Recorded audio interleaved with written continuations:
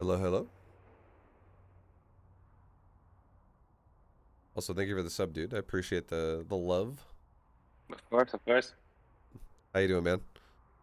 I've been well. I've been away from StarCraft for a while, but I'm getting back into it. Yeah, no, it's definitely been a bit for sure. I remember talking to you like a year ago. Yeah, I think it's been almost that long. Yeah, Uh, but it's all good. You know how life is. Kind of makes you busy. Kind of forget about a few things, but then you realize you missed some things, and you got to go back to them. So, yeah, no, so for sure. brought it back. Definitely, it's Um, I'll say a really fun game to come back to as well. It's like an addiction at points. yeah, yeah, absolutely. How you been? I've been good, doing my things, same How's old, same the old. how's that new? What's the new game called? Are you talking about like RTS game, or are you talking about like Yeah. The Frost Giant Stormgate? Yeah. So Stormgate. Yeah. yeah, I'm massively looking forward to that. It's not. It's going into beta like next summer, so literally probably like 10 months from now. Like it's not a guarantee, but it probably beta like 10 months from now. That'll be a fucking lot of fun when that beta starts. Oh, Uh, okay. yeah, and then that game probably will come out. I guess I would assume in 2024, some point in 2024. Oh, I thought it was further along. I read some article where they like talked about a lot of details about the game. My impression was that like there was even something that people could play. Was that No, not true? definitely not. No, no. Oh. Yeah, so that game is absolutely not even in like an alpha yet. That game is Mm. they were at I can't remember the gaming expo they were at, but it was like it's like E3 games type thing. I don't know. I don't think that's what it was called, but it's something like that. And they did a trailer debut for the game, and they showed about like 2 seconds of gameplay. Mm. There was like one clip of like a battle where like the units were running at each other, and it was very short. And then there was nothing beyond that. There was no gameplay. There was no genuine like gameplay demo or anything. And all they announced was the universe of the game, what the game is gonna kind of be like in a way, and then the lore of the game a little bit, and then with the cinematic, and that's about it. But it's very StarCraft 2 and very Warcraft 3 inspired, and it's from Blizzard devs, so it's gonna have a lot of similarities. And the same guy who built the engine for StarCraft 2 is the same guy building the engine for Stormgate. Okay. Yeah, Cool. and then it's played Well, on let's and then it's played on Unreal Engine 5, so it's gonna look fucking amazing. Like the okay. gameplay is gonna look so good. So just gotta wait a little bit longer, is what you're saying. Yeah, 100%. Yeah, you're definitely not gonna be able to even see the game. You're not gonna see gameplay footage of the game or be able to play it until literally almost a year from now.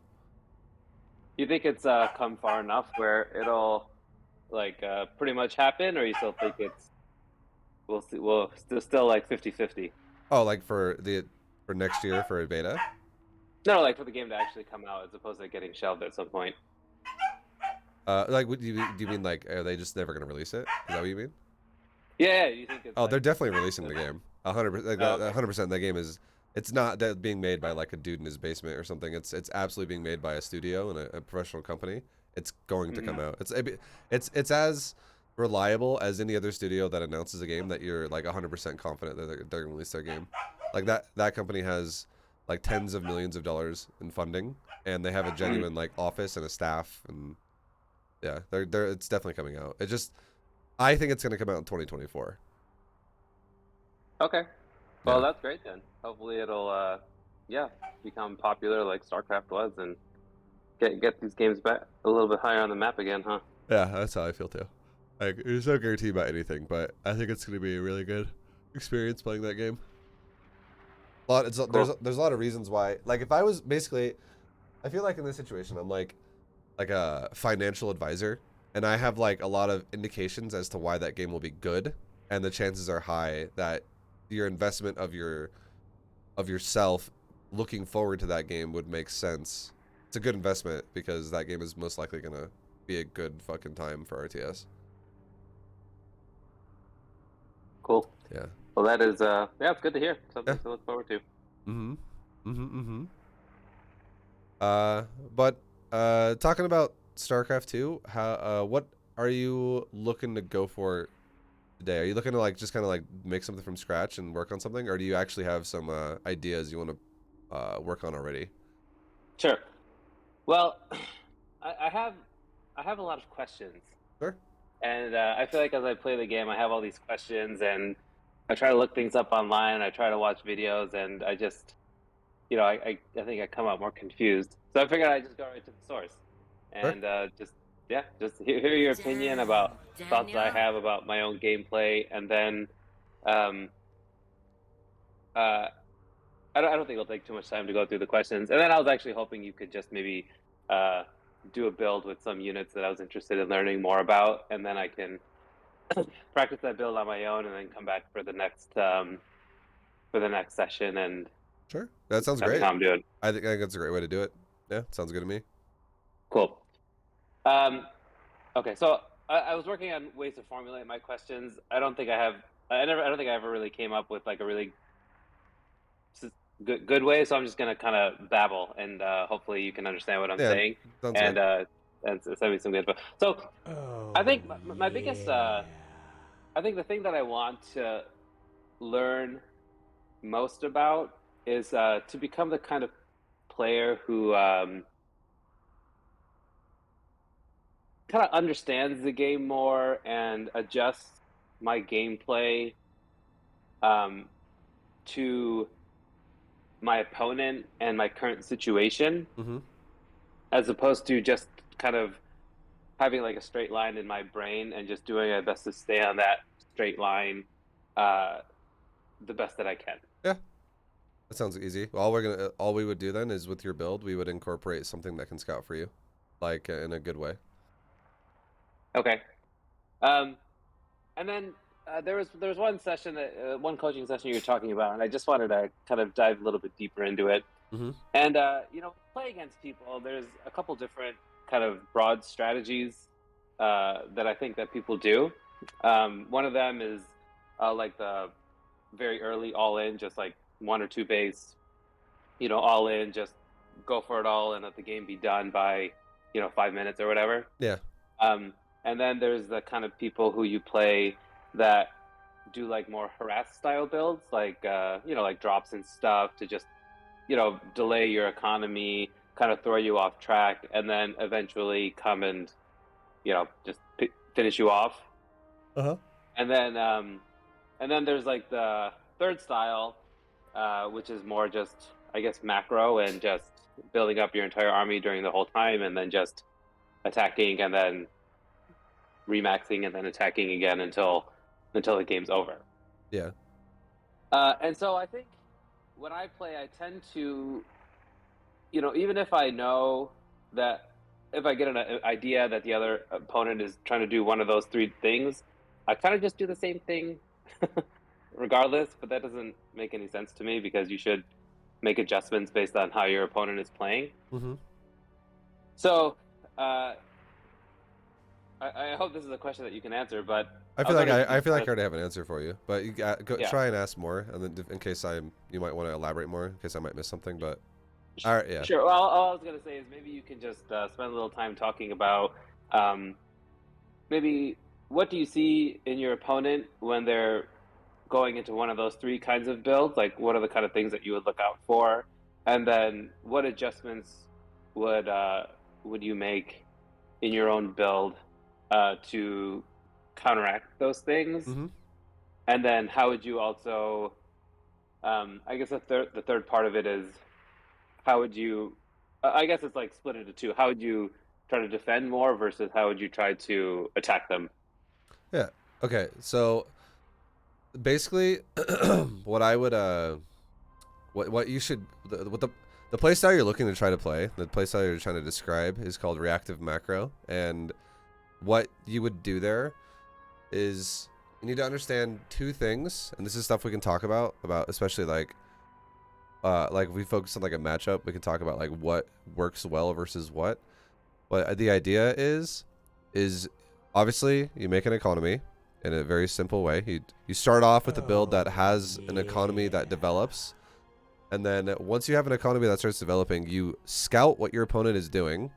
So we're going to give you something that you can scout with, And when you see what they are, when you see what they have when you scout, you need to be able to you need scouting comprehension. It's like almost like reading and reading comprehension. You can't just read something and go, I read that. Because if someone goes, what does that mean? And you're like, I don't fucking know. Like, you need to be able to look at something and actually understand what it means. So we'll definitely make sure that you're aware of, like, because there's things in the game that make stuff different, where it's like, okay, well, if this is early or if this is late, this means this and that means that. Or if you have this many of this means this. If this, and then obviously there's some blatant ones where it's like, oh my god, Terran has a fusion core. Must be for a battlecruiser. Like, that's a super obvious one. But there's definitely, in like small niche situations, that can mean things, and you should be able to have some type of a degree of understanding of what that means. And a lot of that comes from timing. So your scouting timings need to be good to be able to even do this. So that's going to be like scouting comprehension to even give you an idea of what is happening. And then once you analyze what is happening, being able to then choose a good counter to what is going on in the game. It could be something as simple as saying, I'm going to make a baneling nest, or I'm going to make a roach warren, or something like that. To like decide what you think would be optimal in the situation you think is going to happen in the future.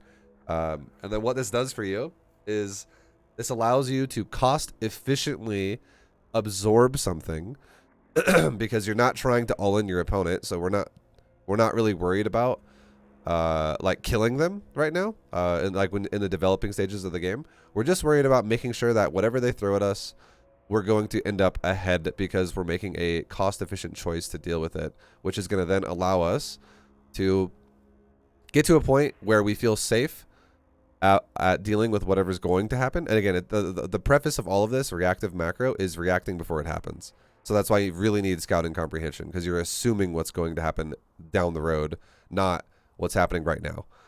So you would be able to squeeze out a certain number of drones. That's ideal, and it's almost always going to be more than what your opponent has by a little bit. So you're going to get advantages the longer the game goes on. And then once you deal with said aggression, whatever it is, you then have a window of opportunity to drone more, and then you can do whatever you want. And this can be based off a follow-up scout, and then you can choose your composition to go into for the next however long the game is going to be. Like, you're going to be going into what's called mid game and late game, just in general. And if your early game, like reactive scouting choices you've made were really good, your mid game going into late game is going to be super strong. Whereas if your early game choices were kind of bad and you reacted poorly and you made bad choices, then you might just straight up die, or your mid game would feel a lot more difficult because you're not going to be in a position that's as good as you were looking for. So the premise of what you'd want is you'd want a basically, just again, like I said, like the biggest thing about this of all, it would be getting your build to have a scout involved with it, and also really working on making sure you understand what you see all the time. And like, everyone's different when they play, so not everyone's always exactly the same as each other. So there could be intricacies that are like a little subtle, or like subtle differences in people's builds that you should be able to witness and understand, that you actually can know that they're happening. And then giving you like a core build that's not bad, that's like, it's like well-rounded to go into your choices with. And then once you react to someone's build, you then create choices. Like, for instance, if your opponent's like the kind of player who's going for just medevac drop craziness, he's like, oh, I'm Terran and I like drops, that's all I do is drop. You could be like, cool, you know what sounds good here? Mutalisk. Or if, let's say, it's a Terran player who likes Widow Mines, and he's the kind of, like, you just see fucking like a Widow Mine setup, and he's going to just push you constantly with Widow Mines and bio. Maybe then something like Hydras and Banelings, like a style like Hydraling Bane would be much better, but it's not something you're going to do every single game. And then, you know, as opposed to, let's say your opponent is really aggressive, and you just don't ever scout expansions, staying on a, like, let's say tier 2 for a lot longer and just cranking out units would be a better idea, as opposed to, let's say your opponent is like expanding like crazy and not just going for like 2 base all in. Now suddenly going to tier 3 makes a lot more sense because you actually can afford it, and you're not going to just, the game's not going to be over as quickly, so you're building for the late game. Then the stuff like that is what we'll talk about. What I think we'll talk about here, and you can give me an idea as to your overall, like something you're comfortable with early, and because again, there's not just one opener either. There are multiple ways you can play the game. Like as Protoss, I can open up with a Robo. I can be a Stargate kind of a player. I can be a Council kind of a player. As Terran, I can be a Mech player. I can be a Bio player. As Zerg, I can definitely be more of a Roach enthusiast, more of a Ling enthusiast. I can be, you know, stuff like basically those are really your only choices as Zerg for the early game because you can macro with both of those, but you can't really do much else than that for the start. But you do have choices, and they can all develop into more shit. So the question I would have for you now would be, give me an idea of what unit you kind of like just lean towards. Like it's something that you just enjoy using, and we can base a style for you off of that. Okay. Yeah, so I play Protoss pretty much all the time. And, you know, I've really only been... The units I've really only used are like the B2GM units, like the Charge Stalker and Immortal. And so I guess I'm most comfortable with them, but I also want to reach out and learn how to use, you know, other units. Yeah, that's sure. So, yeah, so I guess I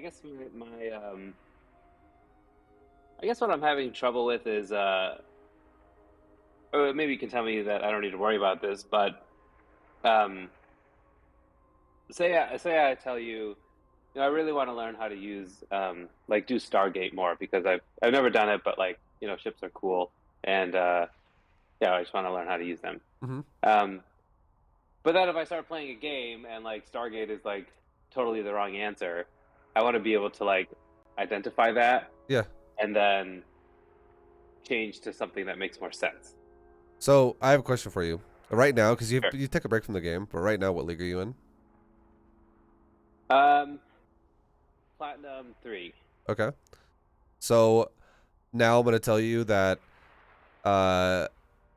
in beta, like, so reactive macro. I'm just gonna lay this out really fast, okay? Because this is genuinely what I think that it works like. Reactive macro is a concept that is above platinum. Like I will happily teach it to you though if you want to. Yeah. It's reactive because you can't constantly rotate your style unless you have scouting. It's literally impossible to do that, and you have to have scouting comprehension to even make the right choices. Otherwise, it's literally just like throwing darts at a dartboard and you're just picking random choices. So reactive macro is a concept that applies more towards like Masters League or like high diamond, like even high diamond, like just it's definitely an upper level concept. And if you want to start learning reactive macro, again, I will happily teach it to you, and I will take you down that road. But you can't have reactive macro without game sense and understanding, and like timing awareness and all this kind of stuff. It will definitely feel overwhelming because it's like you're going to be learning it a little bit earlier than you should, I think, if you do. But yeah, again, it's still something you could do. It's not impossible. You could still do it. But realistically, I'm telling you right now, if you're in platinum, just this is like a fact. It's how I always preach this, and I still to this day I'm always going to preach this. If you're in platinum, it's literally only because you're in macro. You can literally get to Diamond League with no understanding of anything in the game besides just knowing how to macro build solidly. Right, and yeah, I agree with that, and I've been thinking a lot about that, and I guess there's a couple different ways of looking at playing the game, and one way of looking at playing the game is how far can I get up the ladder, and so am I going to be happier just because I made Diamond 3 as opposed to sitting in Platinum 3? And I think that was kind of my approach. Like when I first, like last year when I was playing more, that was really my approach. And yeah, I made like huge gains because the first time we had a coaching session, I was bronze 3, and then in like a few months I got up to low plat, and that was great. But I guess like if your goal isn't really to just get as high as you possibly can on the ladder, and then this other part of the game is just like learning how to use more units, getting a better understanding of the game, and yeah, maybe I'll lose more matches trying to do things that I'm maybe not, I'm just not. I'm maybe I guess taking a step ahead. Hmm. Um, I guess it's okay, right? I mean, the whole point of playing the game is to be happy with the way that you play the game, Yeah. No, and I 100%. think yeah, and I mean, I could be totally wrong, but I think I would be more satisfied playing the game, even if I end up at a lower level, but playing in such a way where, I said, oh, well, yeah, I scouted this and I thought this guy was going to do it. And I tried to come up with a defense, and maybe I just, I wasn't able to execute it properly, but at least I identified it and I tried. And maybe I'll be at least happy with my performance, even though I lost. But at least I understood more of to like what was going on. Yeah.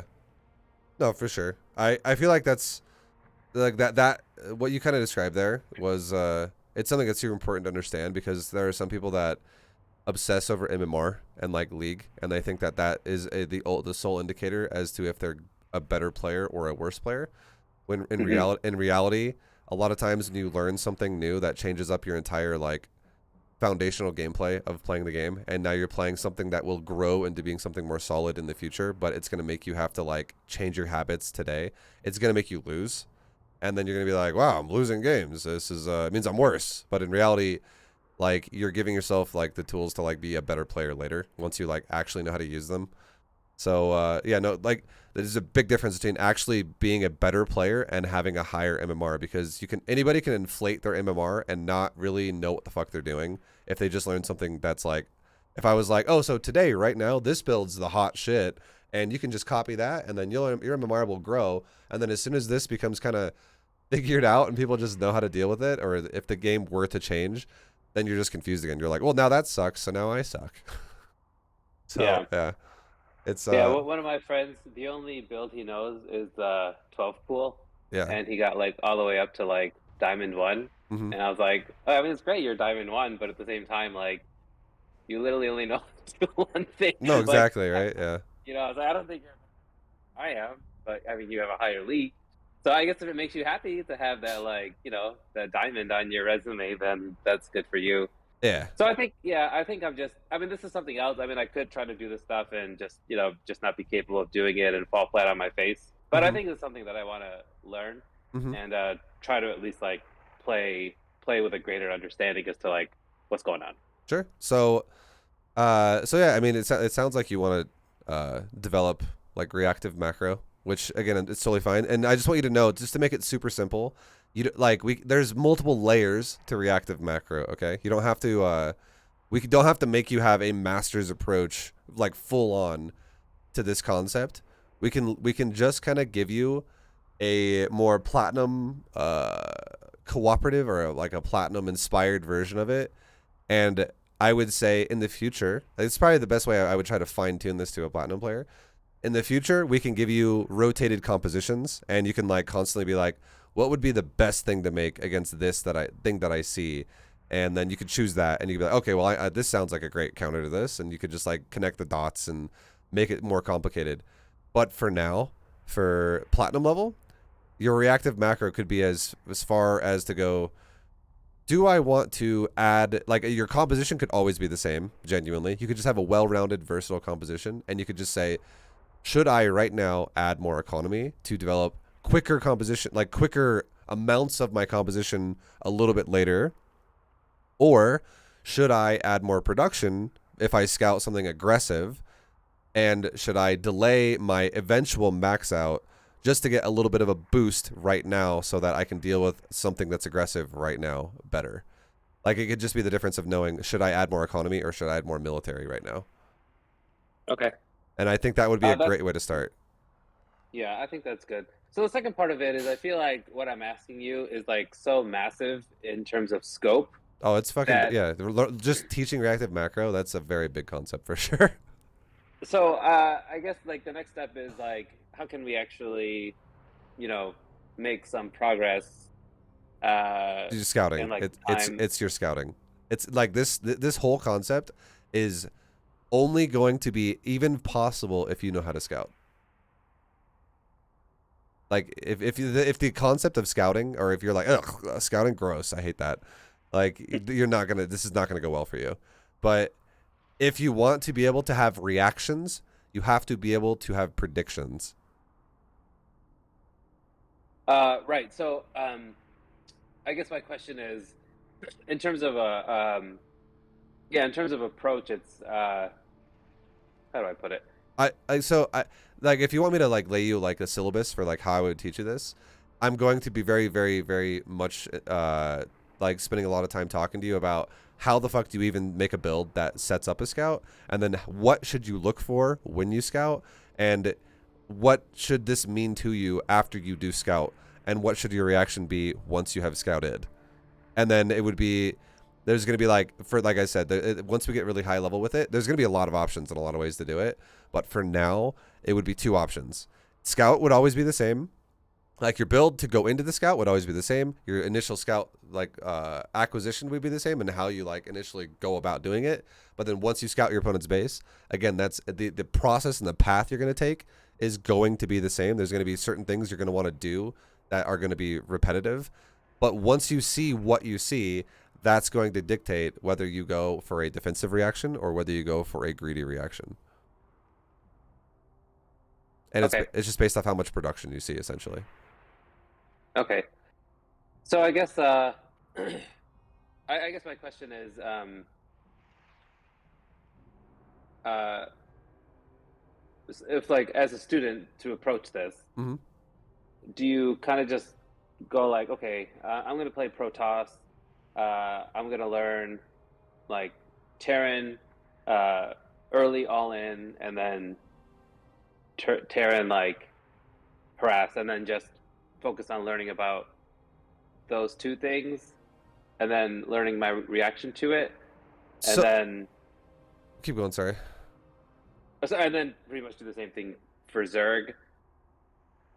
Uh, so basically, what I'm gonna teach you is I'm gonna teach you how to properly build a base, first of all, because that's part of reactive play.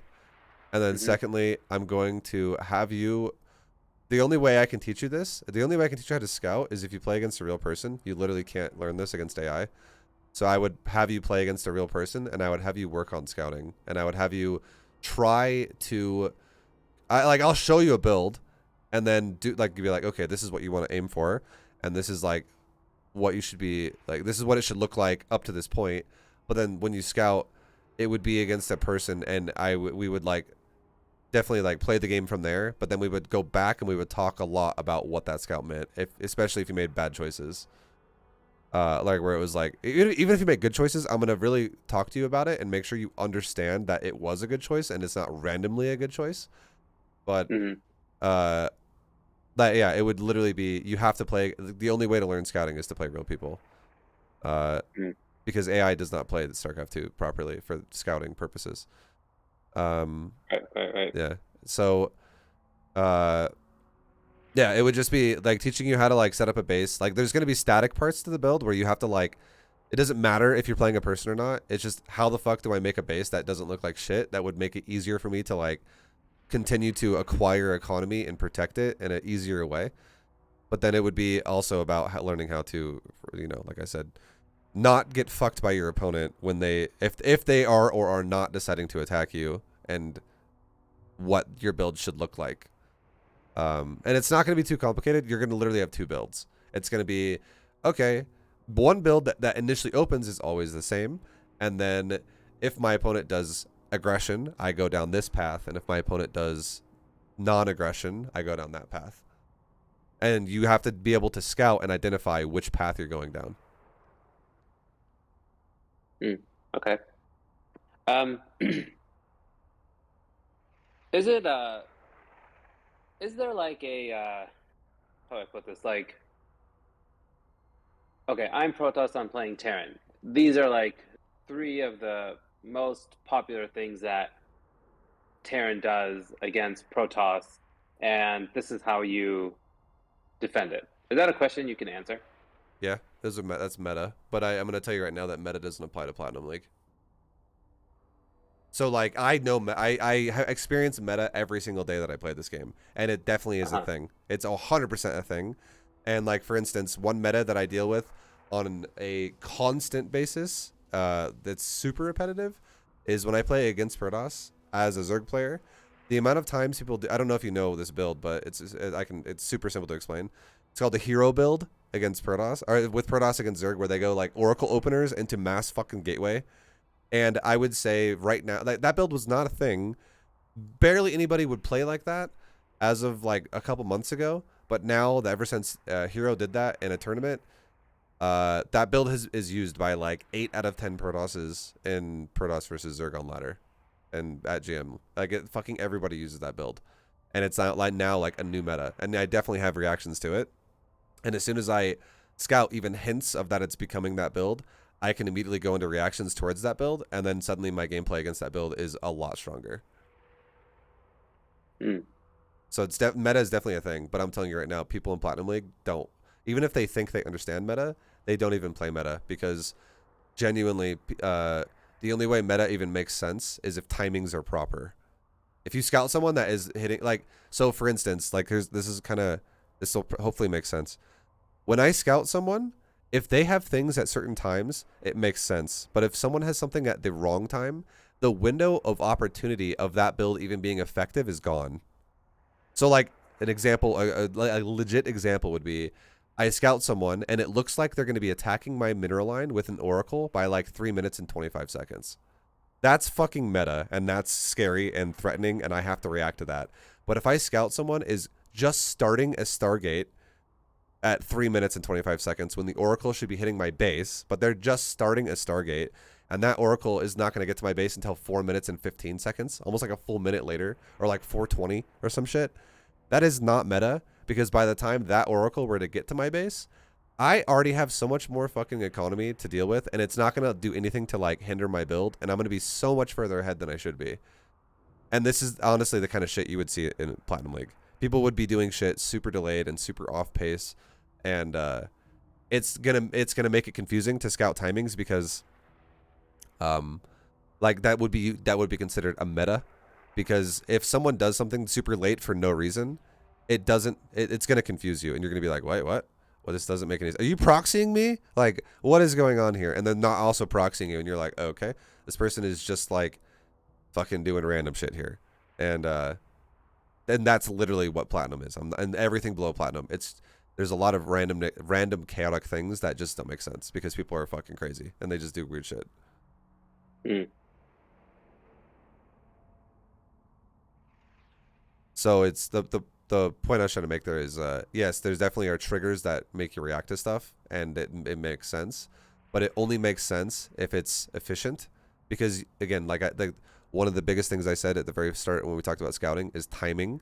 Timing literally tells you everything about scouting, and when someone has shit that is incorrectly timed, the only answer to that, if it's efficient, is that there is hidden shit on the map, and if there is nothing hidden on the map and timings are off, it just means that this person's macro is subpar.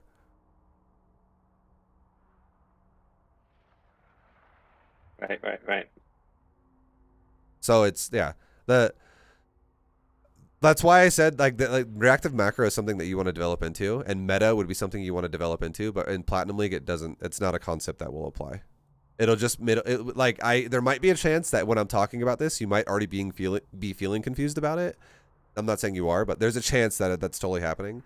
And I'm going to tell you right now that if we go down this concept in Platinum League, it will only be confusing because Platinum players will not give you a consistent like timeline, Mm-hmm. and you're just going to be like, what? So, what does this mean when he has nothing? I'm like, it should mean something, but in this case, it literally means nothing. Yeah, you just see a lot of players doing random stuff, Oh, it's I guess. fucking random in Platinum. It's totally random. Yeah. Uh, okay. So,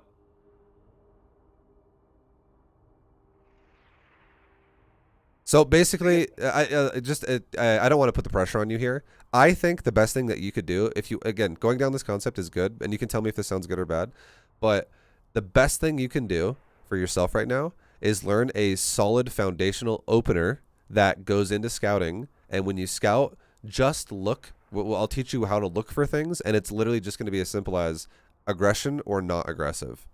And then we'll give you 2 ways to react to that. One, and it's literally as simple as, okay, it's not aggressive. Let's expand again. Or, okay, it is aggressive. Let's make some more production.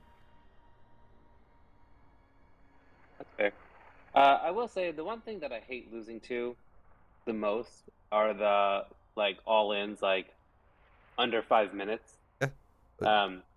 So if we could spend some time on Oh, that, 100%. that Yeah. would be I mean, that's great. so.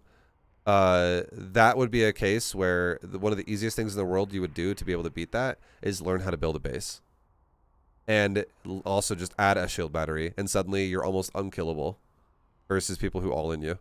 Like it increase if you know how to build a base versus if you don't know how to build a base. The success chance of you being able to survive an all in is going to be drastically different.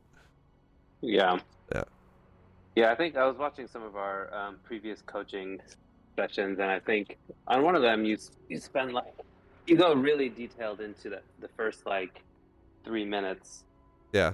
And I think that looking back on some of my mistakes is like not like so you do like the first 2 pylons, and the 3rd pylon you put it in front of your natural after you chrono boost the first stalker. Yeah, you would And then do. you build a battery.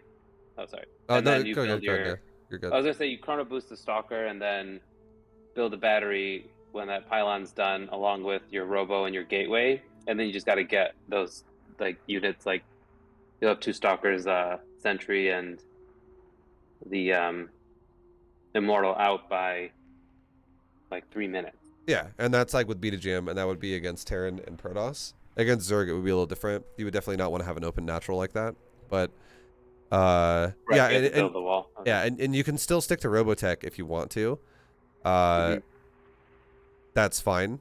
I would say if you want to play Reactive Macro, one of your best unit choices that you're going to want to go for genuinely is actually going to be going into a Colossus.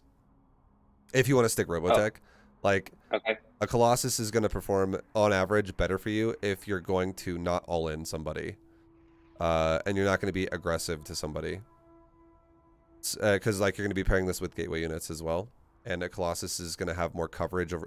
Basically a Colossus would be more versatile than an Immortal would be, versus just if you're going to state it, because again the whole point of what we're doing here is Reactive Macro is going to be, again, if you're going to have a verse. So I'm going to make sure this is clear because you did mention this earlier, and I want you to understand that this is not going to be something we're going to work on right now. You could do this later, but I did say, since we're talking about platinum versions of this, which is a concept that's honestly above platinum, I would honestly say, I'm not going to teach you how to rotate your composition constantly. That's definitely later. I'm going to give you one composition that's versatile, it's like a composition that can deal with a lot of shit, essentially, and is just solid. And it's only about, like, the only thing that's going to change is how fast you're going to build it based on if you're going to invest into economy a lot first, or if you're just going to go right into the army right away because you think you're about to die. So you need to have more army now, which is going to delay economy until later. And that's the only thing that's going to change. But the composition is going to remain static. It's going to remain the same so that it's not super confusing. So you're not going to have to worry about shit like, okay, so this is happening right now, so set up a counterattack. Like, that's shit that will change later. The goal of what you're going to go for here, if you're going to have a versatile army, the best way to play that out is going to be similar to BetaGM, which is you're going to only either build it slower or faster, and you're going to build your economy slower or faster. You're going to make that choice of which one to invest into. But overall, you're going to be playing defensive until you have a large army supply, and then you're going to go attack. Because you cannot have, like, versatility is best, percentage is the highest on defense in this game. There is nothing you can do about having a high percentage versatility with aggression. Like, it's That concept doesn't apply to anything because that is 100% based on what your opponent makes, and you have no fucking idea what he's gonna make. So like, if you are gonna, let's just hypothetically be like, okay, let's say your composition's always gonna be the same, and you're gonna be doing a blink stalker attack, and let's say one game your opponent goes for like a fucking liberator opener with like maybe like a couple marines, and he's like light on the marines, and he goes starport really fast. And then you just immediately kill a starport unit with your stalkers, and you're just all over like little bits of bio. You would crush something like that. And now let's say he's got like 3 fucking tanks sieged up with a wall and bunker, and he's super turtly, and then you're like trying to attack into that, and now suddenly that doesn't work at all. Like there's way more, like your stalkers would just get fucking annihilated. And there's, so the point I'm trying to make is there is a much higher chance you are going to be able to have a positive outcome defensively with expand, because again, the whole point here is you're going to you're going to set up a strong late game. We're not doing like 2 base all-ins or 1 base all-ins. So if you're trying to set up a strong late game, it's always based on your economy. It's not based on fucking theirs over. That's not until later, because if you want to ruin your opponent's economy while you invest into yours, the only way that works is what I initially said at the start of this coaching lesson, which is a efficient reaction. Like you have to have a cost efficient reaction to what they're doing. And if we're not going to go down that road yet, because it's fucking intense, with like not only changing your economy and your development, but also changing your composition, then counterattacking is kind of off the table.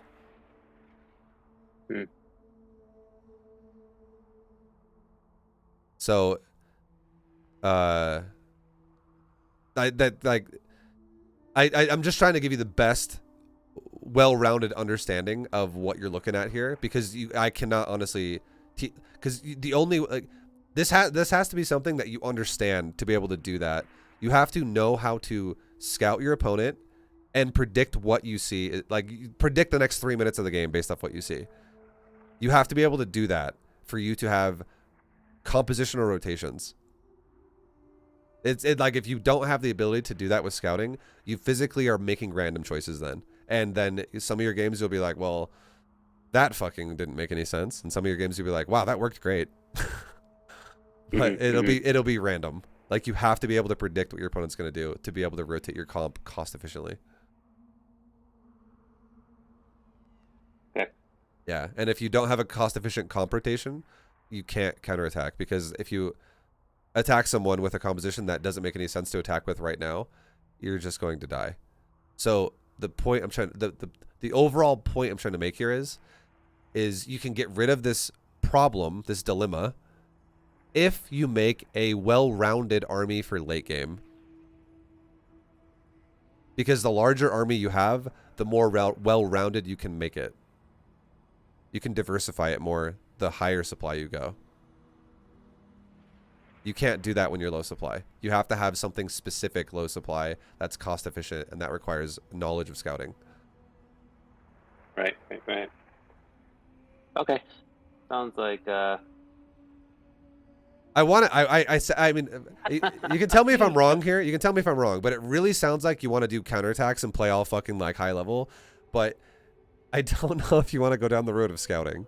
No, I know. No, I do. I feel like I'm, I haven't quite learned how to swim in the kiddie pool, but I'm like, let's go in the ocean and swim against some waves. So, because it's one of those things where if I give you an answer to this and I don't teach you how to scout, it would almost be like I'm just telling you to blindly run in circles and then run into a direction and hopefully it's the right one, because you're not picking a direction off of any. It'd be like me telling you, go north, okay? There's like ways you can look outside an environment and figure out what north is, but then instead all I do is I put a blindfold on you and I spin you around really fast. I take it off and I say run, and you're like, well, I'm fucking going southwest right now. Hopefully it's gonna work out.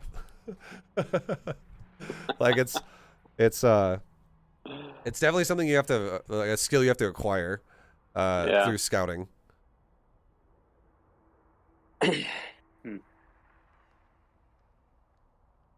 So I mean, whatever sounds good to you sounds good. Like, again, I think your best way to do it, and again, this is not something that you can never do. I want you to just understand that It's not like I'm saying you're never going to be able to play this way, but I think the only way you can genuinely start playing this way at Platinum is have a static build that only gets rotated by production value, but it's never changing. And the only thing that changes is this is going to teach you how to initially scout somebody, because you have to know this concept. And is it aggressive or is it macro? And I need to react with that according to how much, am I hitting the gas pedal on macro or am I hitting the gas pedal on unit production right now to be able to deal with this. And if you're not going to attack until late game, you always pick macro if they're macroing, and if they're being aggressive, you always pick more production if you're expecting a timing attack. Okay. I think that's probably the best way you can start developing this talent, this skill. Yeah, I think that sounds very reasonable. Okay. Yeah, I guess the second thing, I was hoping that if you would be able to show me like something using void rays, but now I'm thinking, based on this conversation, that's not really. If you want, so if you want as well, you don't have to have one build for every matchup. You can have a build that is like, okay, this is your ZVP, this is your ZVT, this is your, your Protoss versus whatever matchup. You have 3 different builds. You could totally do that. And if you want to genuinely add void rays into your playstyle, I would say the strongest matchup that they would apply to would be PvZ. Yeah. Okay. Yeah, I think he did a coaching session. Some guy he used. Maybe it's pretty standard, just using the adepts initially and then coming behind with the void rays. I remember that coaching lesson, and that dude was like GM, like high masters to GM. So I wouldn't show you I wouldn't recommend that build, because I taught him about aggression with void rays. And that's going to be fucking hard. I know. Like, again, you can totally, if you, I'm telling you right now, if you're like, Vibe, I don't give a fuck your stupid, your path of success here. Just teach me how to be a Masters player. I will gladly teach you a Masters coaching lesson, but I'm telling you right now, you're going to walk out of that coaching lesson being like more confused than when you went into it. You're going to be like, okay, I'm going to try and apply this. And you're going to be like, wait, okay, what am I fucking doing? I know. But if you want to do that, I'll fucking do it. I will. I don't mind. It's your choice.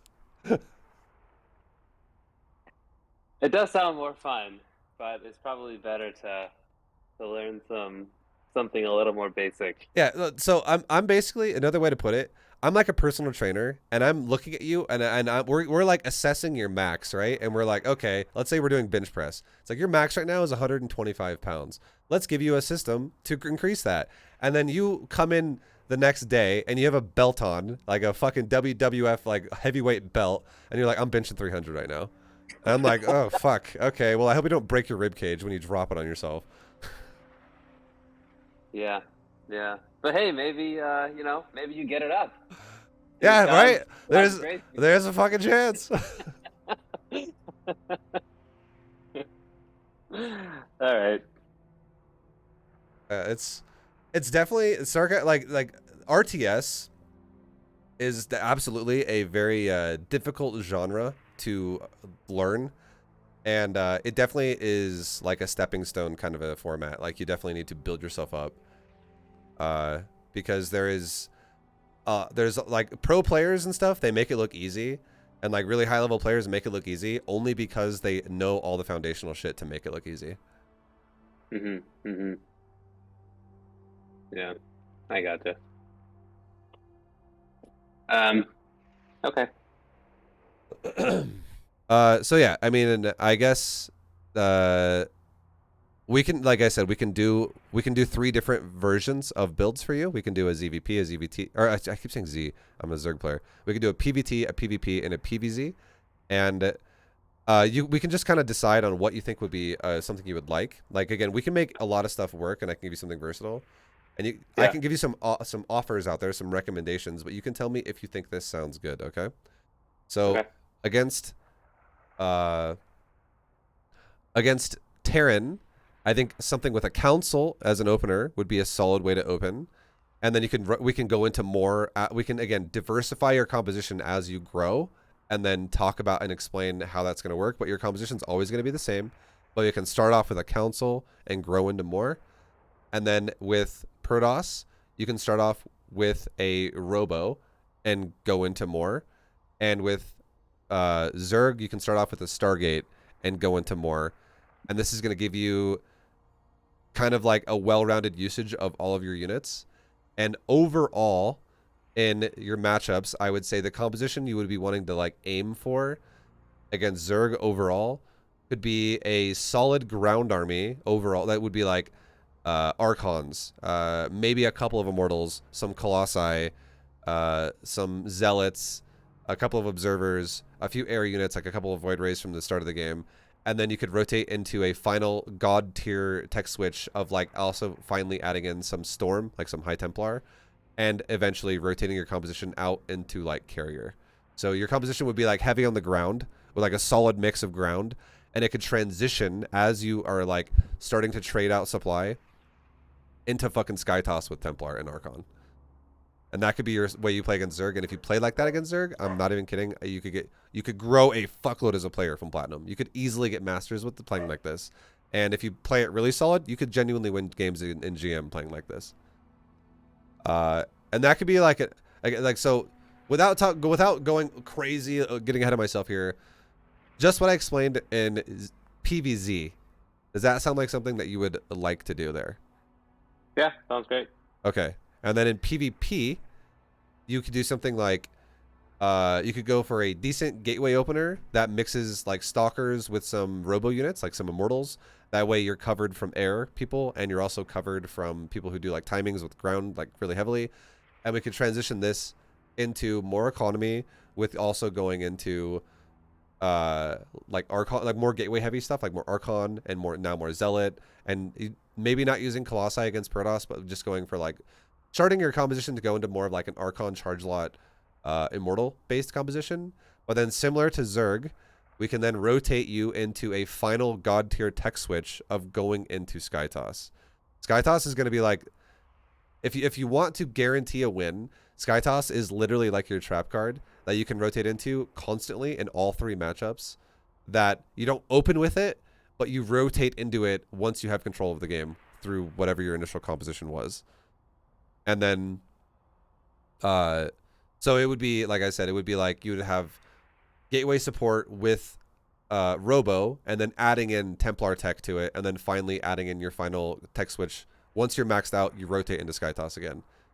Does that sound like something you would like for PvP? Yeah, sounds great. Okay, and then for PvT, we could do something like opening. Now in this one, you're opening up with a council. So in PvT, we could open you up with something like Blink Stalkers to deal with all different kinds of harassment, because Terran love fucking harassing you with Liberators, with Banshees, with drops, all different kinds of things in those drops, whether it be Bio or Widow Mines or whatever, Hellions.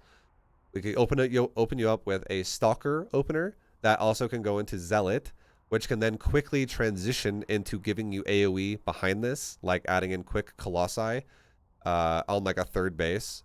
So you have like a council opener with Charge Lot Zealot, or Charge Lot Stalker, and then going into like a more formidable Colossi edition, and then finally adding in, so again, just like before, just like increasing your gateway count, and also maybe adding in some Templar tech, and then finally having, like, once you're maxed out, setting up a Sky Toss transition.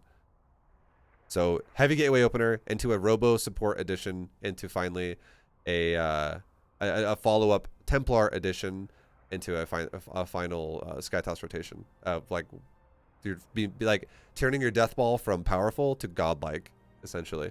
Does that sound like something you like in PvT? Yeah, sounds great. I feel like I'm walking into the first day of like flight school, and they're like, "All right, this is how we're going to teach you how to fly like an F-14." But I guess that's how you learn, right? Yeah, no, for sure. So we did a lot of talking for this so far. Like it's definitely been just pure, just like speculation as to what we could do. Sure. So I think I want to give you something to work on. So what I think I'm going to do here is I'm just going to give you a build. And you can pick, I would say let's focus on one matchup at a time, because if it's so much shit to fucking talk about all three at once. But whatever one you want to work on, just throw it out there. Like whatever matchup you want to look at, I'm going to make you a build that is, I'm going to give you like a guide to maxing out. And we're going to add in, the hard part about this too is we need to also add in some, scouting to it, and that's going to take a real person. But for now, I'm just going to give you like under the assumption of macro, this is what your build would look like, and this is how it will go. And then I'm still going to scout throughout it, and I'm going to give you scouting points where it's like, this is when you would scout for, you know, this point in the game to know if you're going to need to like add in more production, or if you're able to take a third or a fourth or a fifth or whatever base you're on. And but we'll play under the assumption of macro just to give you something to work with. And then this is something that I want you to, and I'll try to explain as well, like what the transition would look like if you assume aggression, and then what that would also look like in a very basic way. At this point in the game, it should look like this if it's going to be aggressive. Then your reaction should be something like this instead. Sounds great. Yeah. Yeah. So which matchup would you like to kind of delve in first? Let's do PvZ. Okay. So I'm going to share my screen with you on Discord. You can see my perspective on what the hell I'm doing.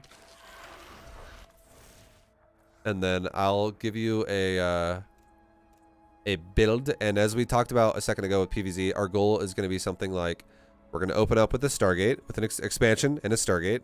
We're going to go into more economy while then adding on more gateways and a robo. We're going to go into Colossus.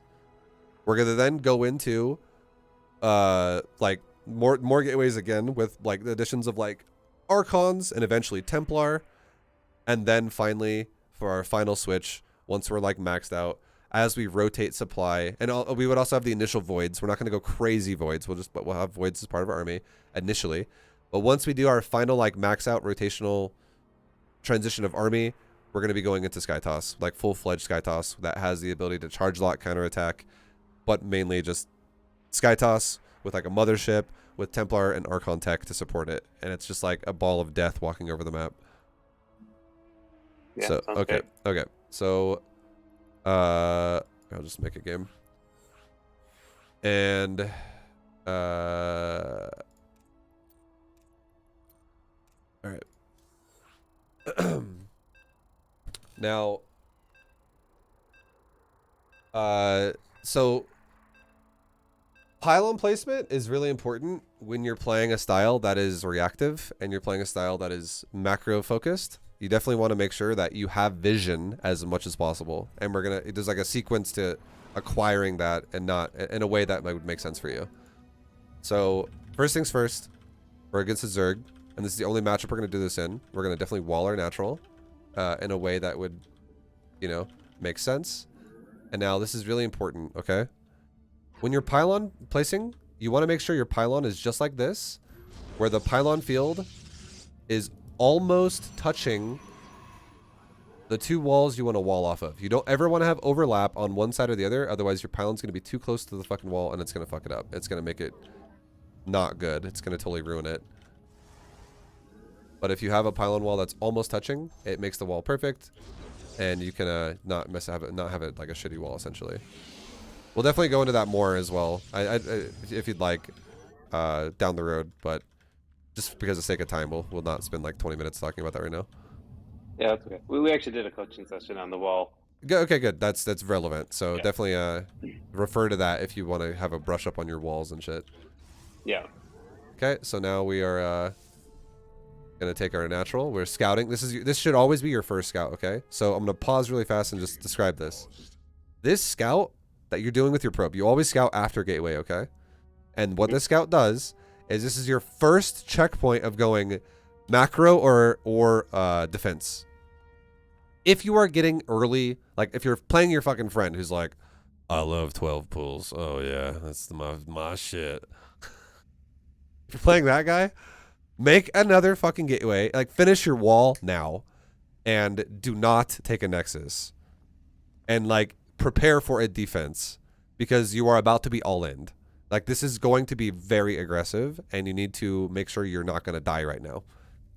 So if that's the case, this is your first scout needs to identify this, and you can tell that you can usually tell that based on the fact that if your opponent already has a production building that is like about done, it's like very close to being done, especially if it's Zerg. Like, again, we're talking about Zerg matchup, right? So if the spawning pool is like literally finishing, And this guy is saving 3 larvae on the hatchery as you get here, and you're like, shit, okay, he's like literally making lings already, essentially. And he's about to run across the map. This is not the time to just be like, I'll just wait until I can make my first stalker, because you're going to be fucking having lings killing your pylon by then, and you're never going to get a stalker. So then it would be like, okay, I need to get a zealot in the doorway. I need to get a door, so I need to make the rest of my wall. And then I need to follow that up with, you know, make a core as quick as possible, and you can make like an adept or a stalker behind your zealot and stuff like that. And you can still expand, but it's not going to be until after you make your wall and after you make your initial unit. It's not going to be before, because there's a chance you're going to break if you make your nexus first. Right. Okay, so this, and then under the assumptions that this guy is not all-inning you, we now will have a macro follow-up of what we're going to do here. So we would take a nexus if this was like a hatchery, essentially. So we take a nexus, and now we can take our core right after.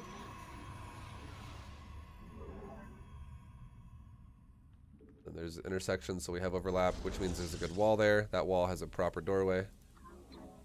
And then we can go back to making probes, taking our gas.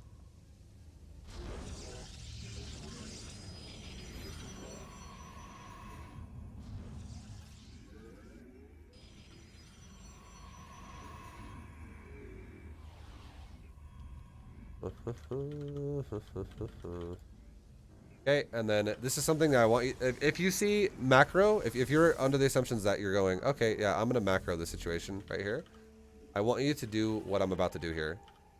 I want you to make a stalker out of your gateway, because this is just more well-rounded than a adept for defense. And then don't even start warp gate yet. Start a stargate right away. Literally put it in your wall. Do this with 1 gateway. And this is gonna give you like a quick boon to your macro situation, because you don't have to incorporate an extra gateway, so you can chrono boost probes faster and not have to worry about being broke with affording a second gateway. You don't even need a lot of gateway units right now. And now behind this, we're gonna make a battery just to play safe, just in case the Zerg player decides he wants to attack you. As soon as you can afford it after you start your units out of your gateway and stuff.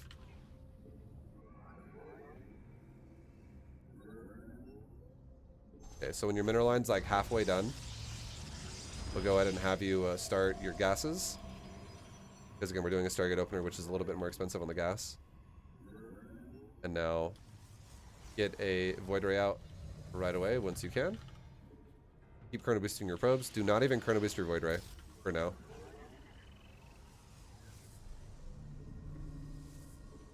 And this sentry is going to be scouting for you soon when it can. But your sentry is now going to be all of your scouting for the rest of the game.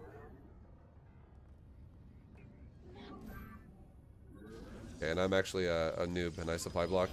Don't do that in the future yourself. But ideally what we're going to be doing is we're going to be taking our 3rd base once we start our 2nd Void Ray, okay? So it still is going to work out, but we're going to be like 1 gateway unit behind and 2 probes behind. It's like, it's a little bit stupid, but it's not that we're steal. So take your probe and mineral walk to your 3rd. Take your Void Ray, send it to your 3rd. Around this time too, you can have a Phoenix go scout across the map. We're going to start our Nexus at our 3rd, and the Void Ray is going to cover it.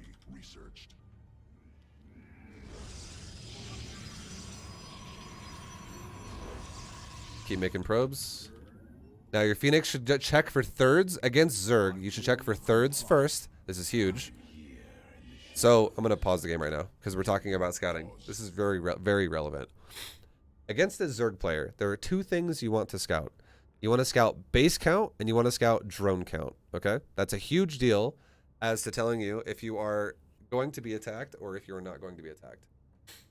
If a Zerg is macroing at this stage of the game with if your Phoenix scout is on time, okay? If you're scouting a little bit after 4 minutes, like if you are spawning the Phoenix out of your sentry just after 4 minutes, like we did this game essentially, because we made the sentry right after the stalker and then we made a Phoenix shortly after we had enough energy to do it. So this is a decently timed scout here. It's definitely not a off time scout. If you scout at this time, then again, make note of the time. It's our shit is on time, and If we see a drone count that looks similar to our probe count, you are not going to be all in. So you can totally fucking keep macroing and delay production a little bit and this means you can then set up a fourth base eventually, like soonish, and you will be fine. If you see someone whose drone count sucks ass and you're like, okay, this guy literally has like his main is the same as mine, but his natural had like 5 drones on it. Or like 6 drones on it, and my natural is basically fully saturated. Yeah, it doesn't matter if he does. So like the first thing is the base count. If he has a third, if he doesn't have a third, that's important to know that. All that means is that's how much gas emphasis the Zerg is probably doing. The less expansions Zerg has, the more emphasis Zerg probably went into gas with, and the more bases Zerg has, the less emphasis Zerg probably went into gas with. Okay. But overall, hatcheries don't have to mean macro. They can absolutely mean production, like another barracks, if the Zerg wants it to be that way. So it's really about the hatchery count. Really only means how much gas the Zerg probably has. And hatchery, if you just think about the sense that hatcheries are massive mineral costing structures, then they provide larvae, which also costs more minerals to use. All it means is the more hatcheries Zerg has, the more minerals they probably are focusing on. But if you see drones there as well, then that's a humongous deal because that now means, okay, he's macroing. So I hope does that make sense? I hope that makes sense. If it doesn't, yeah, makes total sense. Okay. So that's important to understand how you read Zerg like that. But what we're really looking for here for you is drone count. I don't give a shit what his composition is. I don't give a shit what he's making because you're making a versatile army that can deal with shit. It's really just how many drones does he have? And is this threatening to me? And a drone count that is not threatening to you right now is a drone count that matches yours, your probe count. And so what we're looking for here is 2 base, full saturation, gases included. We're looking for about like 40 workers right now, like 40 plus. If he has that, you're golden. You can macro your heart out. And you can continue the build as we're going to do right now. If he doesn't have that drone count and his drone count sucks, if his drone count is literally like 5, like I said, like something like 5 on the natural, this is when you would do shit like you would literally add on more gateways right now. And I think adding them in your natural or your main would be totally fine. And then you could start chrono boosting out Void Rays. Make like up to like 4 Void Rays and start chrono boosting them out one by one quickly. And then as soon as your third's done, immediately make a battery. Like you're going to make a battery pretty much either way, but get ready to possibly use it because you're probably going to get attacked. That's what this means, okay? So that's how you'd want to go about that. Add on like 4 more gates right now and just chrono boost out voids and start fucking slamming units out like stalkers. And never and like stand near a battery. Do not ever stand in like the fucking snow in the middle of your bases. Like I can't look at it right now, but I don't think you even see my mouse with Discord screen share, but like don't ever be away from your nexus is all I'm trying to say. Like stand in a way where Zerg can't just fucking surround you in the open and you're not even near a battery and then you just die. Always make the Zerg feel like they have to engage into weird choke points with batteries to fight you. So what you could do here is you could keep making voids, and voids can rotate over the cliff between either your third or your natural, whatever gets attacked, and make your initial gateway units for now at your natural, and you'll probably get up to a point where you have like 4 stalkers and a sentry there. But then as soon as all your gateways finish and your third base is done, start just warping in stalkers at the third and leave them there. Because if the Zerg all-in's your third base right now, you could have Void Rays help it. Do not help. Like if think about it like this. If the Zerg is going to all-in you and his economy sucks ass, if the Zerg is not able to break your natural or your main economy, he's dead. Like he's so far behind. It's not a good position to be in for Zerg. And your Void Rays can farm units on the third base all day, especially if he's all-inning you right now, because all he's going to have is literally any combination of Roach, Ravager, Ling, Bane. He's not going to have anything else besides that at this point in the game if he's literally got like 25 drones and he's all-inning you. You can't have like Lurkers and Hydras right now and shit like that. It's impossible because it's too early game and he's too broke. It's the first scout. Like with your sentry, he can't have like ultras. Like it's hatchery tech units only right now if he were to all-in you. So Void Rays can thin that out and farm that all day as long as you don't stand under a corrosive bile. and which is you just got to move out of the way if he corrosive biles you, and you're fine. And then you will farm that down, and you will keep your natural alive. He'll thin out on your natural, and as soon as the attack is over, you fucking expand again. But the worst thing you can do as Protoss right now is freak out and go, oh my god, he's attacking. Let's run in the open and die. And then suddenly all your units die, and your Void Rays are still killing shit, but now instead of Stalkers and batteries holding the door, now it's just an open door, and he just runs in and kills all your probes. And you're like, well, fuck. Okay. Does that make, like, does that make sense? Like, that's definitely not overreacting and freaking out right now is the crux of how to deal with someone who all-ins you right now. Sure. Do you still want to build like the gateways to make that little wall at the third base? You would if you're not getting all-in. You would not if you are getting all-in, because if you know what I just said, you're totally okay with losing the third base if he's all in, if he chooses to go there first. Okay. So if you're losing all your gateways as well, that's going to make it way more painful. Okay. So make gateways, but make them in your main or natural? Yes. If, like, in your main, then, probably, because your natural is probably already fully used up because you don't have a lot of pylons there, but your main has a lot of open area. But if you are getting all in, you put gateways in your main base instead of at your third, because it will make your production stay alive, even if he kills your third. And if he does kill your third, your Void Rays can thin his army out like crazy while he's working on your third base. So that by the time he gets to your natural, you have full production on 2 base now with good economy, and his army's like half dead.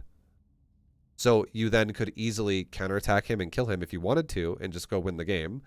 Or you could just retake your third base because you would stomp his fucking army at that point. Like once especially if he fights you in the wall with a battery, you are going to obliterate his army at that point. The only way you lose in a situation like this is if you panic and go, Zerg's attacking me, go engage, and you just fucking run into the open field against him and let his numbers like surround you and just swarm you and kill you. And then you're like, oh fuck, well, he still has like 80% of his army left and I just lost all my fucking stalkers. And now he's running into my natural and my main and killing all of my workers. Okay, well now I'm dead. That's like the only way you lose here, really. Against someone who's...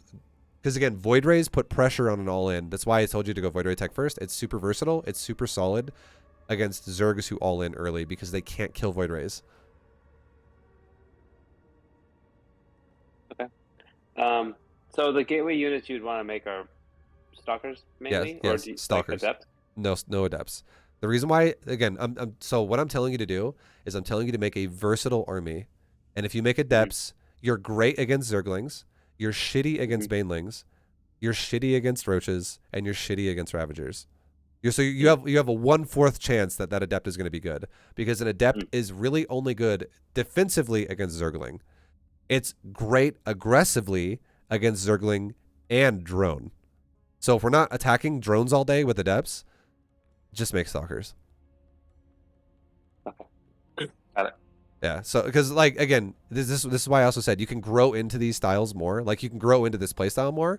And if this was a master's level lesson right now, I would 100% be like, yeah, let's go for some Adepts and go kill some drones. But if you're constantly fucking going for Adepts and killing some drones and like Oracle harassing drones at the same time, you're gonna have a fucking hard time not ruining your own build while also trying to ruin your opponent's build.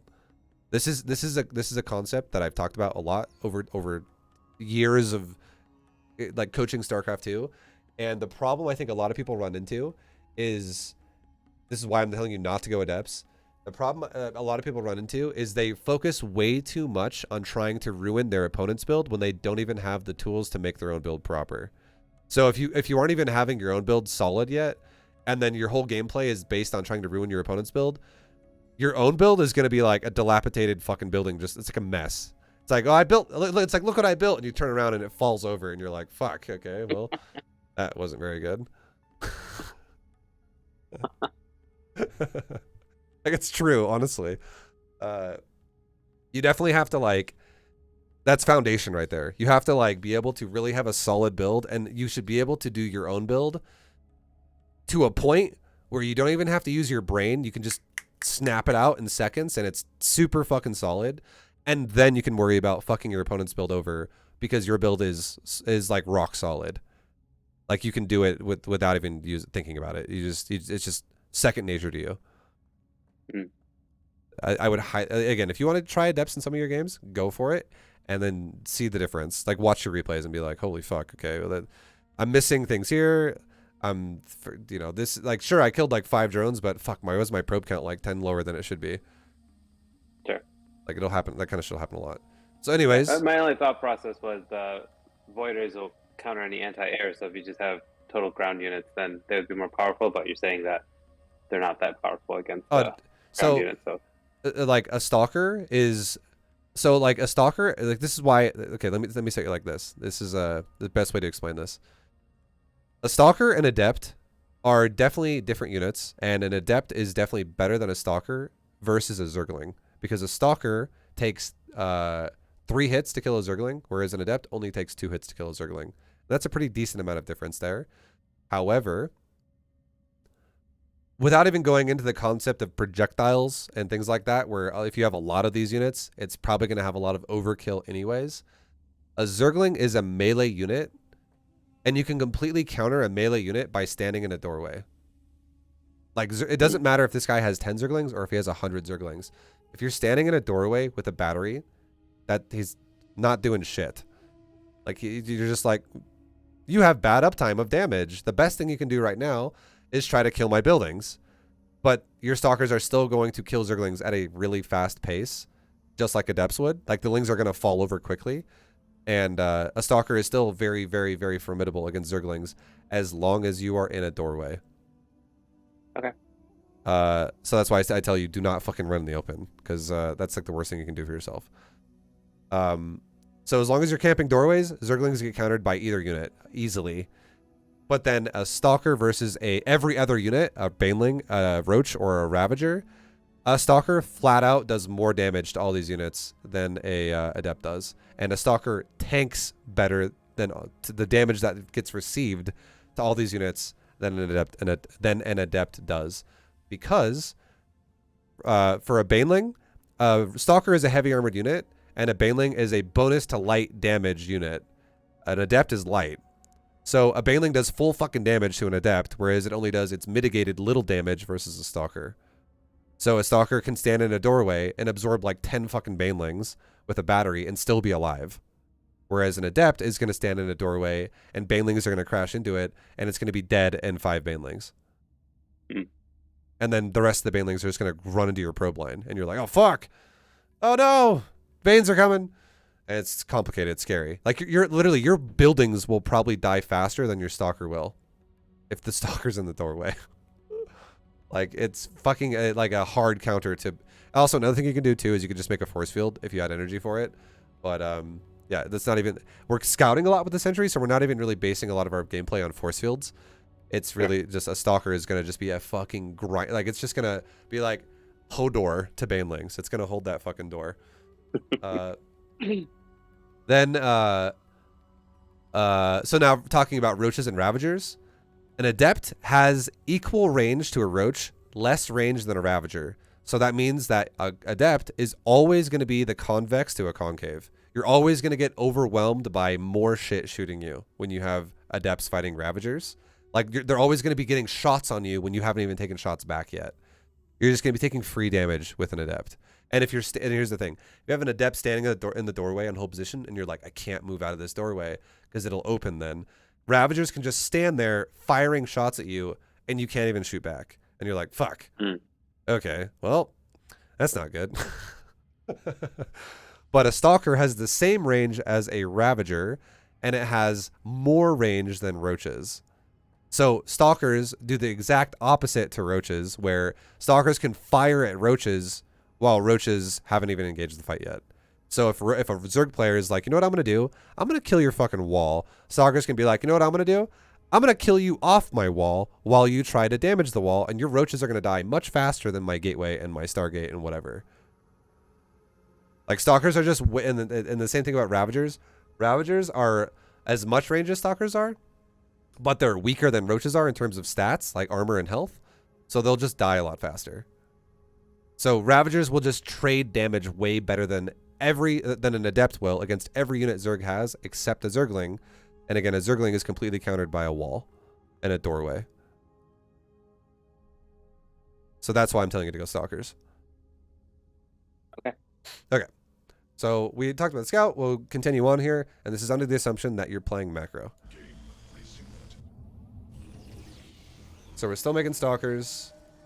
And we still make Voids. We'll make Voids up to like 4 Voids. And now, assuming that this Zerg player is macroing and he's not all-inning us, and he's about to just like run down our base right now, we can now make our gateways at our 3rd base instead, because we're not under the fear of going, shit, this third's just going to maybe die, and we'll have to cancel everything. So we just made another 4 gates at our 3rd base, which is standard. It's totally fine. It's going to up your production to be safe and super solid. Okay, and now we can start warping in shit at our 3rd base, and we can also make a battery at our 3rd base to be safe in case he does any type of harassment beyond this point.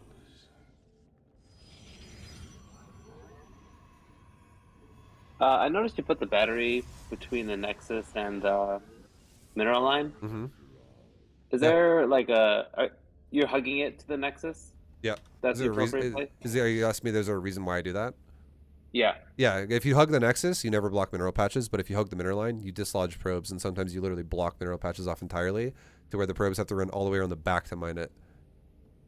Okay, but like this, that doesn't deviate their path isn't deviated? Not. Like, basically, if you put it against the Nexus, it's like the probe has to take like a 10-degree turn to the left or the right, as opposed to having to go around the back door all the way around behind the mineral patches sometimes.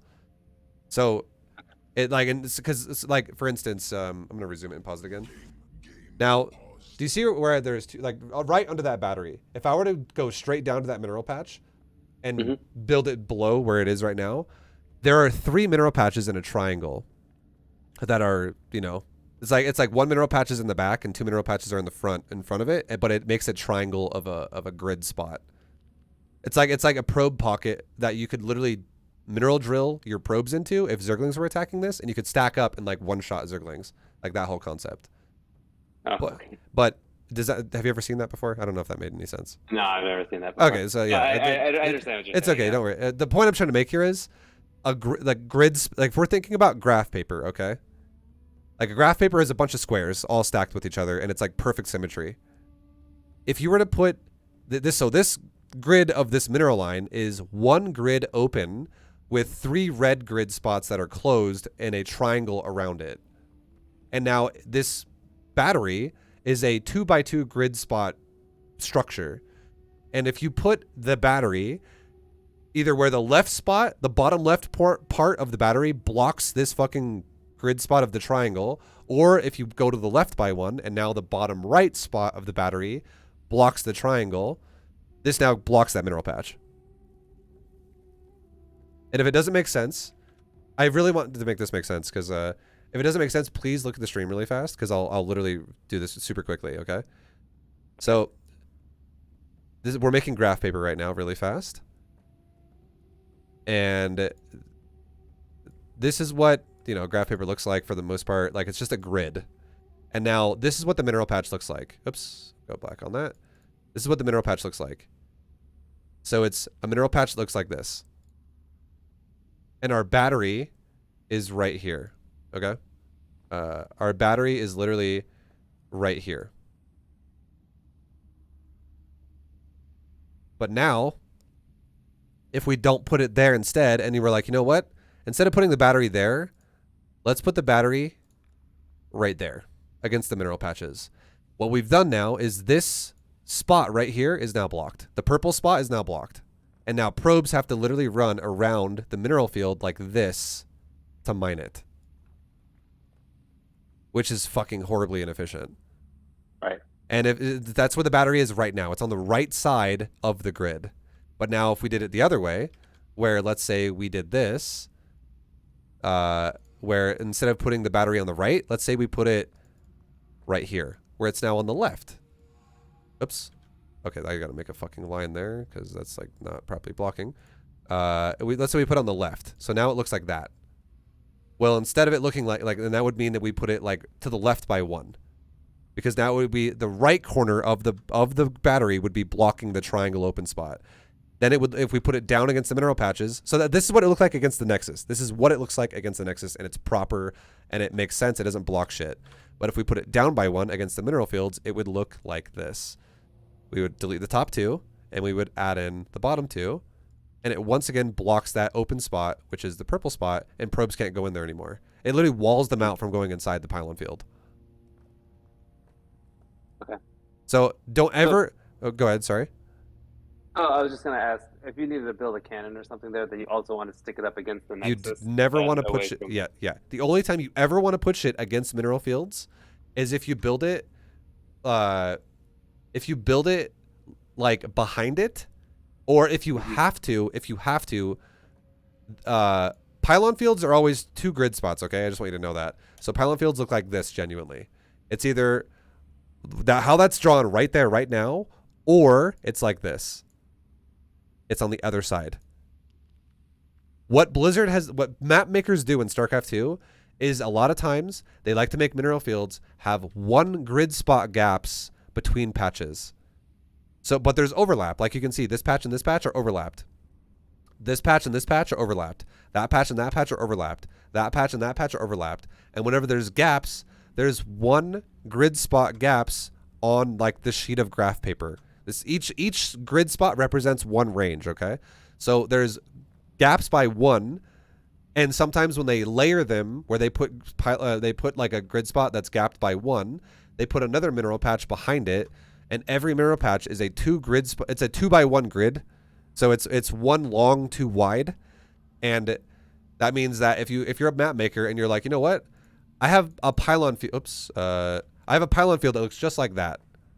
I just put 2 mineral patches together, but I want to put another one behind one of them because people like to just stack 2 by 2 by 2 by 2 by 2. If they stacked it like like that, there's overlap, and if they stacked it like that, there's overlap.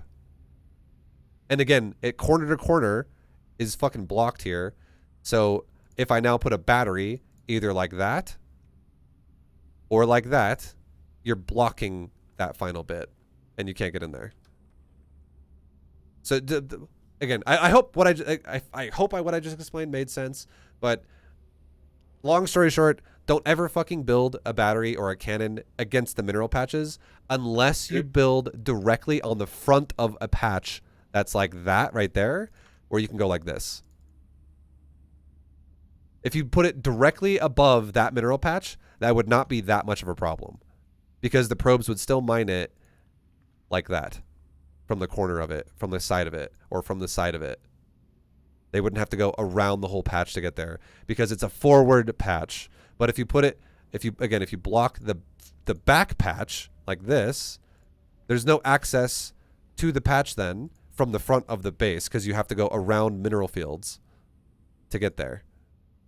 Right. Because you can't squeeze through that corner. That doesn't work anyway. You wall it off. Yeah, makes sense. Okay. Yeah. Good shit. Thanks. No worries. I just want to be thorough. I want to, because I feel like I could just say never build against the mineral line. You'll be like, okay, that's like a sin. But like, if you understand you could in a certain way, I'm glad. I think it's good that makes sense. Okay, we'll just we'll go through it now. We'll finish it off. We'll do this quickly and give you the rest of the build super quick. But so far, all we've done, again, all assumptions of macro. We're gonna scout again really soon. We're going 3 base right now, and you know, we're going to start ramping up the army a bit faster, and here pretty soon we're also going to take a 4th. Now that we know it's not aggression, that we've scouted with our sentry and we have committed to setting up production at our 3rd. This allows us now to have quick production at our 4th because we're no longer afraid of getting all in right now, and the army we're about to start having is going to become really fast, like ramping up really fast now. Yeah. So we're chrono boosting probes. Also, chrono boost allocation changes based on what you see. You want to play defensive, you chrono boost buildings that make units. You want to play macro, you chrono boost buildings that make probes, like Nexus. So we're making our final 4th Void Ray. We are making our stuck airs. And we are going to make our tech now. We're going to get our tech structures here. We're going to get a robo, a battery, a forge, another pylon, start another scout with our sentry. And at this point now, we're going to kind of check for like a 4th base and still go through the other bases we've already seen before. And we can also start our 4th base now. And we're going to delay our 4th gas, by the way, until we have new probes filling it up, because we're definitely needing minerals more than gas. So we're going to not prioritize gas over minerals anymore. We have plenty of gas. So new probes, we prioritize mineral lines at this point and let only excess probes go on the gas. Okay, now we can also start our Templar archives. And we can start blink and weapon upgrades on our upgrade buildings. Keep making units, keep making stalkers and shit for now while we can. So even though you do Stargate, you're still building all the tech as well, huh? Yes, that's why I said we're making a versatile, like, diversified composition that evolves into more shit. And eventually we're going to go into Skytoss. Even though we're not going to Skytoss now, we're eventually going to add it in. Because now what we're doing is we're adding in Colossus and Templar. Mineral field depleted. Okay, we can start sending probes to our 4th base because it's about done. Let's also add in some gateways to it to keep it safe and cover it. And just, like, put some gates in front of the Nexus so that it doesn't die. Get a couple of observers while we're chilling. Another sentry can scout with the Phoenix again. And again, all we're doing now is, at this point, we're kind of done. Now that we're on our 4th base, we're kind of done being like, is he making army or is he making economy? At this point in the game, at around 8 minutes, that question you should be asking yourself should be over. And instead, what we should be worried about now is just where are his bases located, so when we do go attack him, we can just go fucking own them, like, right away, and we don't have to, like, find them. Okay, and now we're fully saturated on our next base again. So we can go ahead and add on our another base right now. Doesn't really matter where you take it, on the left or the right, whatever works. Just make another base, because we want to definitely make another base only because we're mining out of our main base, and our probe count is really fucking solid, so we need to send them somewhere.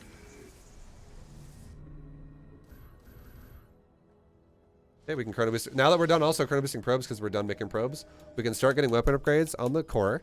We can start upgrading that. We can also upgrade our council and our forge to get upgrades on, like, charge, on weapon upgrades, and we can even chrono boost our Templar archives to get storm and shit like that. Okay, saturate our gas at our 4th base. We can send some stalkers over here to protect this. And now also on new bases, no longer, do not make more production at every base now. We're kind of done with gateways. Just make a couple of cannons and batteries at, like, new bases, because they're not going to have, like, a wall. So keep them safe with some type of a defense, like cannon battery. And then we're still making units. Just put them in wherever the fuck you want. Fill them in somewhere. And again, we're going to max out chrono boost upgrades.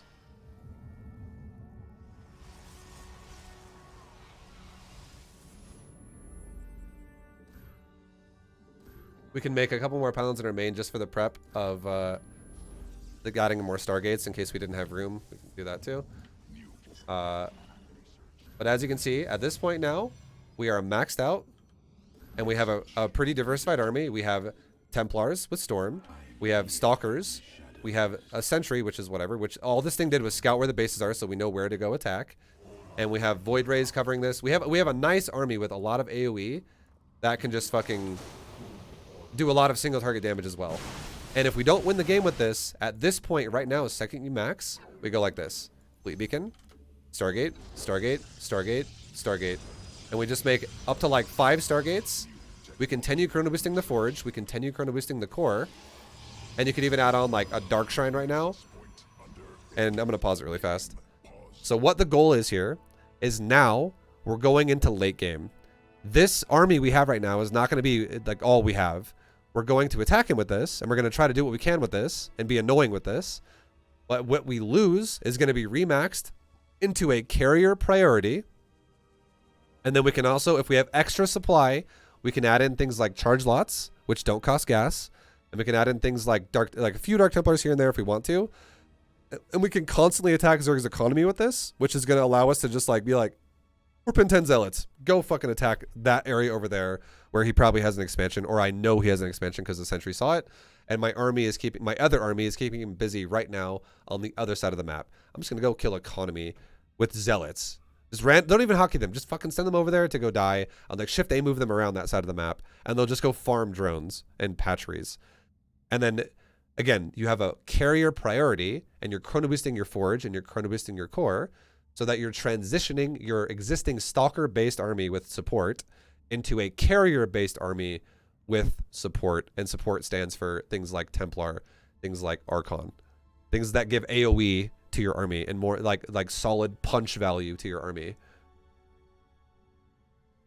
And then that's really it. And then the Dark Templars also would be a great tool if a Zerg ever, like, let's say he like breaches your base and he's got like 10 fucking roaches and like 20 Zerglings in your mineral line. You're like, oh fuck, how about I warp in like 8 Zealots and like 2 DTs here, and the Zealots will just like still kill shit, but they'll also take the damage while the DTs really just fucking farm shit really fast and just like get rid of it.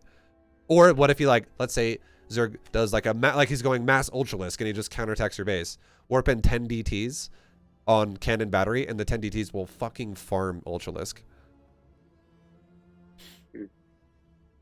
Basically the Dark Shrine, you don't have to use it, but it gives you options. It's a nice option to have as part of your defense here.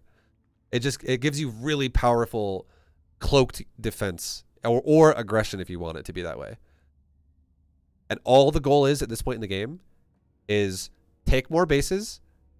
Definitely, so like right now, I would honestly say expand again to the bottom right to now your 6th base and put like 5 cannons and like 4 batteries at it, or like 7 cannons and 4 batteries at it. Put some cannon battery at it, because we're about to start mining out of our natural as well.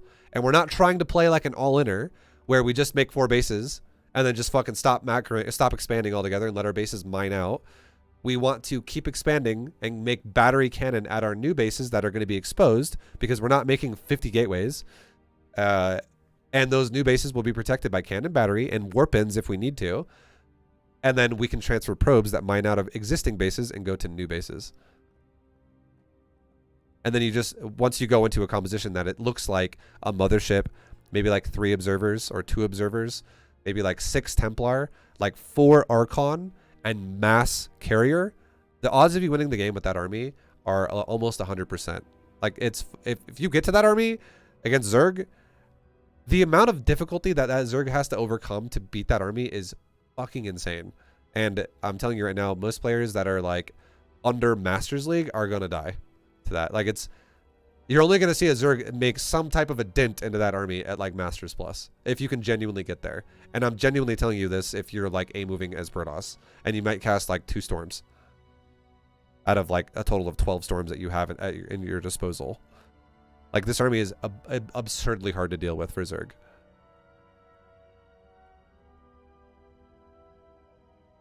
So how do you feel? Does this make sense?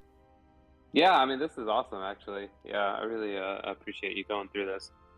And we can do this with so again, this is not even like, oh my god, this is like the best you can ever play at StarCraft 2.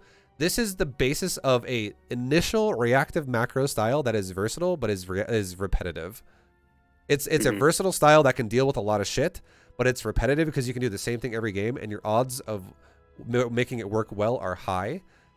And the only reaction we're looking for here is if you understand how to react to an economy or aggression. And that only matters, it only matters until about 8 minutes in the game, like maybe even a little, like 7:30, because once you're at that point where you've decided, you know what I'm going to do now?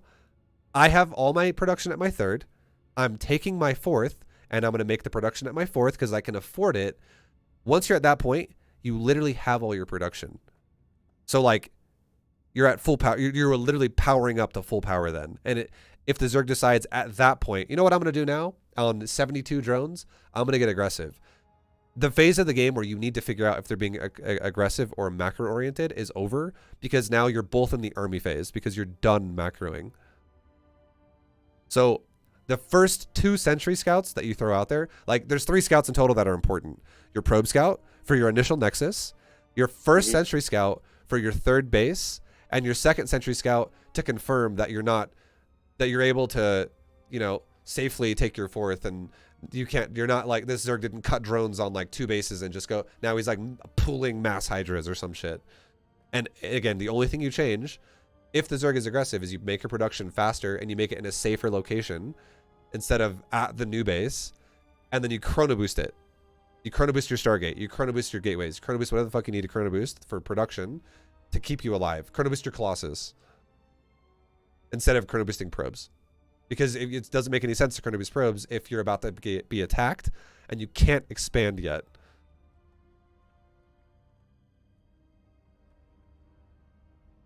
Okay. Yeah, this is awesome. Nice. Well, again, I'm trying to explain reactive macro in the simplest way I can, even though it's a lot to it. And I hope this made sense. I tried my best to make it make sense for you and make it as approachable as possible. But I think it was good, honestly. And I would say work on this just like for now for PvZ, work on this, and then the next time we talk, we can do like maybe like a multi-coaching thing where maybe we do the same. I do give you the same thing for either PvP or PvT, and then we take part of the lesson as well to describe and discuss what happened in a PvZ you want to go over. So we can like advance your scouting and like really like fine tune like your thought process, and then we can give you a new like homework assignment essentially with like another matchup. Yeah, that sounds great. Okay, cool, man. Well, definitely I would say I'll send you this replay, and I will also send you this VOD so you have both tools at your disposal. You can like watch the replay again if you want to for like just reference, and you can also obviously watch this coaching lesson again too as reference. You know how it works. I've done this with you before. But I'll send you all that stuff by probably tomorrow. So I guess with that, man, dude, any final questions about anything, and then we'll wrap it up. No final questions. Just just want to say thanks, man. Really appreciate your time. Really appreciate your knowledge.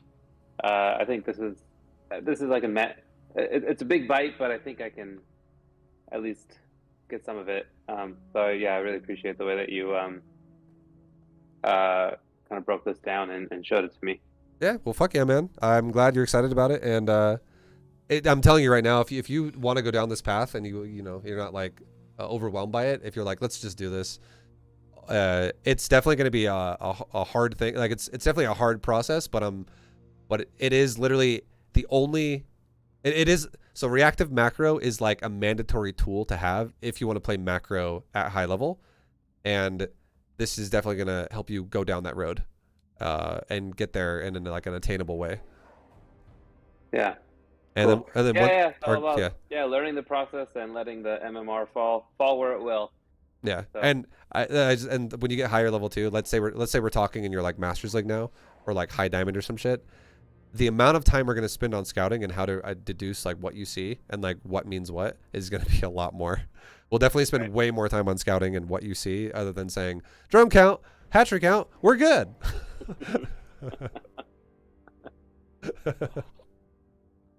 But yeah, this is definitely a good starter point. Cool. But I did have a good rest of your day. Thank you very much for doing a coaching lesson, and of course. Hell yeah, man. Okay. I'll talk to you next time.